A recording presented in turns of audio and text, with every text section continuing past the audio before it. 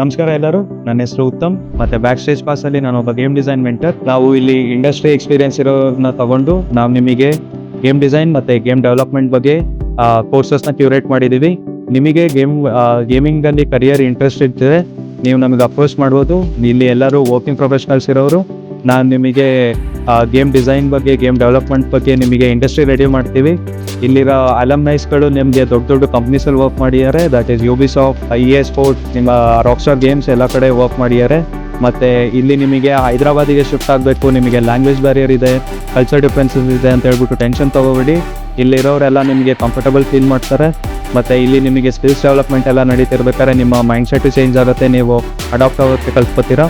ಇಲ್ಲಿ ನಾವು ನಿಮಗೆ ಆಕ್ಸಿಲರೇಟರ್ ಪ್ರೋಗ್ರಾಮು ಸ್ಟಾರ್ಟ್ ಮಾಡಿದ್ದೀವಿ, ವೇರ್ ನೀವು ಮಾರ್ಕೆಟ್ ಟ್ರೆಂಡ್ಸಲ್ಲಿರೋ ಪಬ್ಲಿಷ್ ಆಗೋ ಗೇಮ್ಸ್ ಮೇಲೆ ವರ್ಕ್ ಮಾಡ್ತೀರಾ.